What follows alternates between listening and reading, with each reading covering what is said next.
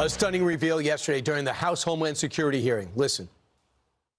CTC has identified around 18,000 known and suspected terrorists that the Biden administration let come into our country. These are individuals who, under normal circumstances, would never be allowed to enter our country because of their ties to jihadi groups like ISIS and al-Qaeda. Yet the Biden administration not only let them into the country, and in many cases facilitated their entry into the country.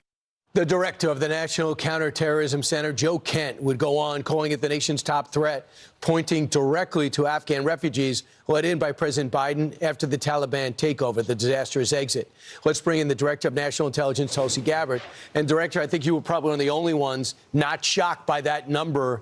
I was stunned by it. You know, it points to the heightened domestic threat that we face that is not often talked about or addressed, but obviously because of the recent tragedy really has come into focus on how many people have come into our country under the previous administration who have known or suspected ties to terrorists, to Islamist terrorists and jihadi groups like al-Qaeda and ISIS, and how many of those who we don't even know about, given we had tens of millions of people illegally crossing our borders over the last 4 years. President Trump has been very intent on keeping his promise to the American people to make America safe again so that people can feel safe in their homes and in their communities, identifying those who we know are either connected directly to these terrorist groups or those who have ties to them. This is what we're focused on, working with the Department of Homeland Security to identify them and deport them to prevent any further attacks here at home. I know we're throwing out about 1,000 a week. It was 600 a week, so the paces are picking up. We've gotten rid of 690,000 illegals so far in about a year. Do you know how many of the 18,000 we've tossed, caught up to, and got rid of or jailed? We are currently working very hard to make this happen. I don't have the latest number exactly, but I can tell you that this needs to happen very, very quickly. Again, I want to point back to that summer and fall of 2021 after President Biden's disastrous withdrawal from Afghanistan. You know, there were over 100,000 people who came into our country because of that disastrous withdrawal. I'll tell you, the vast majority of them were not properly vetted. They certainly were not vetted at anywhere near the standard that we require under this administration of allowing people into our country. And of that number, we know that there are at least 2,000 who are here who have ties to or are known or suspected terrorists. Which is unbelievable. So you have 88,000 who came on the Afghan evacuation program, and you're saying most have not been accurately vetted. Some have already proven themselves in the battlefield with people that you know are friends and you serve too, and you don't want to leave them to die in Afghanistan. What percentage can we vouch for, and what percentage are totally unknown?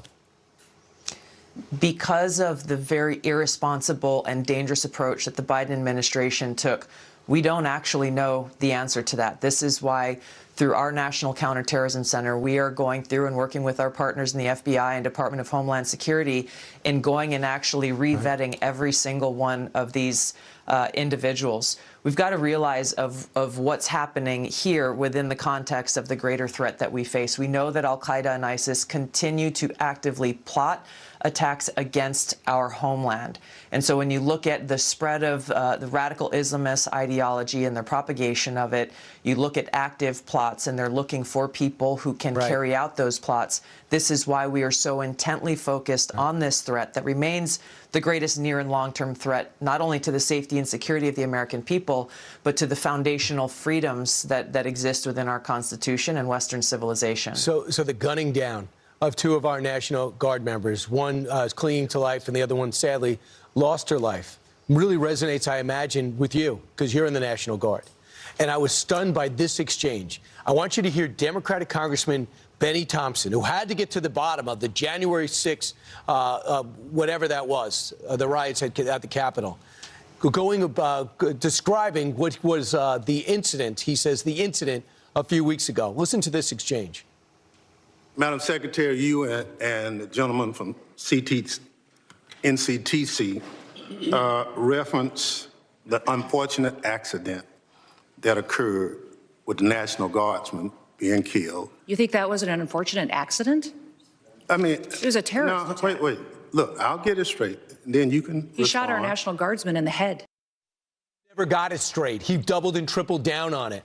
How does that resonate, not only with you as DNI, but how about you as the National Guard's person who's serving this country? Brian, it is absolutely infuriating. This is someone who is a very, very senior leader in Congress, who for a long time has led the Homeland Security Committee in Congress.